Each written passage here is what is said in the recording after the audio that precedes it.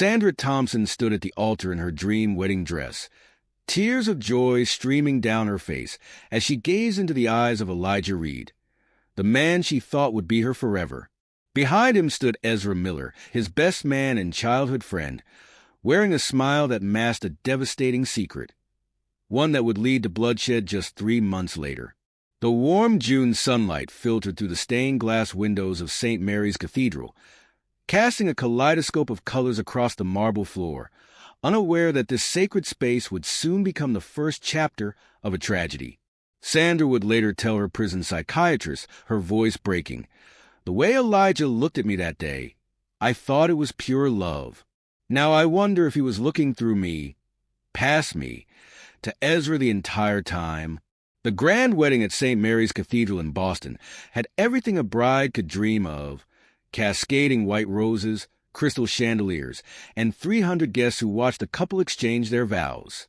Sandra's father, a prominent judge, had spared no expense for his only daughter's special day. The string quartet played Pachelbel's canon as Sandra floated down the aisle, her cathedral-length veil trailing behind her like a river of dreams. Little did she know, each step brought her closer not to happily ever after, but to an abyss of betrayal that would consume them all. "I never suspected a thing during the ceremony," Sandra would later tell investigators, her once bright eyes now dulled by prison lighting. Looking back now, the signs were there in their lingering glances, the way they moved around each other, how Ezra's hand trembled as he handed over the rings. I was just too blinded by love to see it, too desperate to believe in my fairy tale. The wedding video would later become crucial evidence, studied frame by both prosecution and defense teams. In one particular moment, as Elijah recited his vows, the camera caught Ezra wiping away what guests assumed were tears of joy. The prosecution would later argue they were tears of pain, watching the man he loved pledge himself to another. Sandra and Elijah's love story had seemed like a fairy tale plucked from a romance novel. They met at a charity gala in 2022, where Elijah, a successful investment banker, was immediately captivated by Sandra's intelligence and charm. She was a rising star in corporate law, known for her sharp mind and determination. Their whirlwind romance culminated in a proposal just 8 months later, with Ezra right there celebrating alongside them, raising the first champagne toast to their future.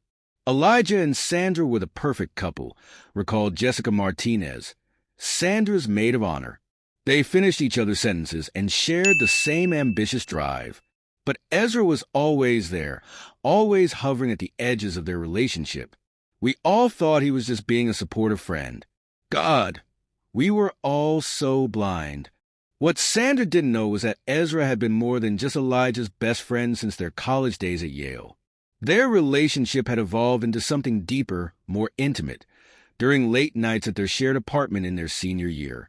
Even as Elijah dated women throughout his 20s, he and Ezra maintained their secret affair, hiding it from everyone, including their closest friends and family.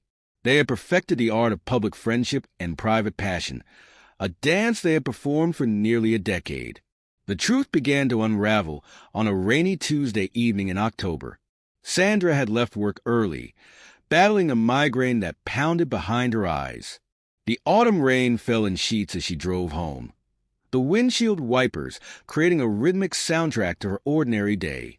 But when she turned onto their street in Boston's affluent Beacon Hill neighborhood, her heart skipped a beat.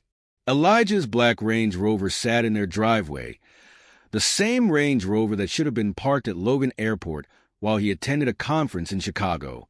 The house was quiet as she entered, but she heard muffled voices coming from upstairs. Later, she would tell police that she knew, at that moment, that something was terribly wrong. But she forced herself to climb the stairs anyway, her wet shoes leaving damp footprints on the plush carpet she'd selected just months earlier. "I stood there frozen," Sandra recounted in her police statement, her handwriting uncharacteristically shaky on the official forms. Elijah and Ezra were in our bed, our marriage bed. The wedding photos were still on the nightstand, mocking me. I couldn't breathe. I couldn't move. I just stood there, clutching my house keys so tight they left marks on my palm. The sound I made, it wasn't human. It was like everything inside me was being ripped apart. The confrontation that followed was explosive. Elijah begged for understanding, claiming he loved them both, an admission that would later be used against him in Sandra's trial. Ezra tried to explain their history, how they had struggled with their feelings for years, and how society's expectations had forced them into secrecy. But Sandra could only see the betrayal, the lies, the thousands of moments that now took on sinister new meanings. "Get out!" she screamed, hurling her wedding photo at the wall. The shattering glass became a perfect metaphor for her shattered reality. "Both of you, get out!" Neighbors would later report hearing the commotion, but in their wealthy neighborhood, discretion was an unspoken rule. No one called the police. In the weeks that followed, Sandra spiraled into a darkness she hadn't known existed within her. She stopped going to work, ignoring concerned calls from her law firm partners. She spent nights poring over old photos and text messages, looking for clues she might have missed. Friends worried as she lost weight, her usually immaculate appearance becoming disheveled. Her mother tried to intervene, suggesting therapy, but Sandra refused. She was too busy building a case, not for court, but for revenge. I watched her disappear into herself. Her sister Rachel testified during the trial. It was like watching someone drown in slow motion, but every time we tried to throw her a lifeline, she pushed it away. She was obsessed with understanding how they had fooled her, how she had missed the signs. The breaking point came when Sandra discovered emails revealing that Elijah and Ezra had been planning to run away together. 2 weeks before the wedding, they had purchased property in Vermont under both their names. A charming farmhouse with acres of land and a view of the mountains. The final email, dated just days before she found them together, detailed their plans to tell her after the holidays. They had even discussed how to handle the division of assets to minimize the scandal for all their careers. After the holidays, Sandra would later laugh bitterly during her prison interview. "They were going to let me play house for a few more months, let me decorate for our first Christmas together, all while they were planning their escape. They thought they were being kind, sparing my feelings. That's when I knew they both had to die." On December 15th, Sandra invited both men to the house, claiming she wanted to discuss divorce arrangements civilly.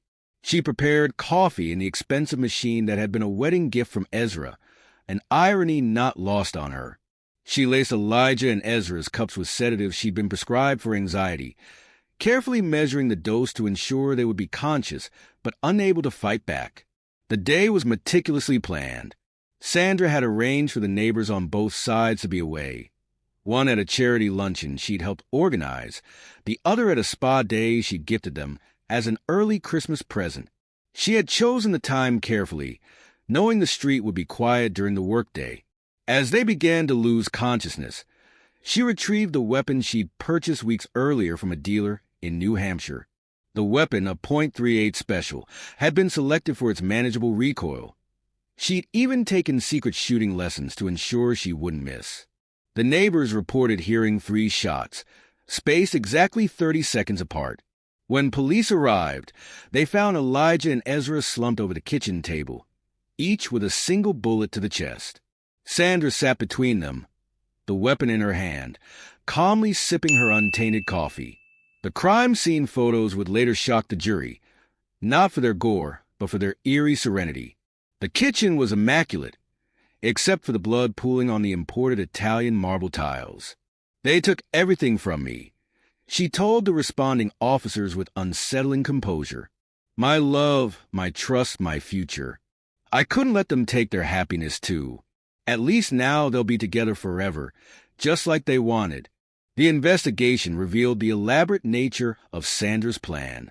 She had withdrawn cash over several weeks to avoid detection when purchasing the weapon. She'd studied their routines, knowing they would be vulnerable after their regular squash game on Thursday evenings. She'd even planted false evidence, suggesting they had connections to offshore accounts, hoping to muddy the waters of the investigation. But perhaps most chilling was the wedding video found on her laptop. She had edited it obsessively in the weeks before the murders, creating a compilation of every interaction between Elijah and Ezra during the ceremony and reception. The video was set to loop on her computer screen, playing their subtle touches and knowing looks over and over again. The prosecution would later argue that this video represented the moment her methodical legal mind transformed into something darker, more dangerous. The trial became a media sensation, drawing crowds that lined up outside the courthouse before dawn. Sandra's defense team argued temporary insanity, presenting evidence of her psychological deterioration after discovering the affair. They brought in experts who testified about the traumatic impact of such betrayal and how it could shatter not just a person's present reality, but their entire understanding of their past. The prosecution painted a picture of a calculating killer who had methodically planned her revenge. They emphasized the premeditation, the careful planning, and the ways she had manipulated circumstances to ensure her plan's success.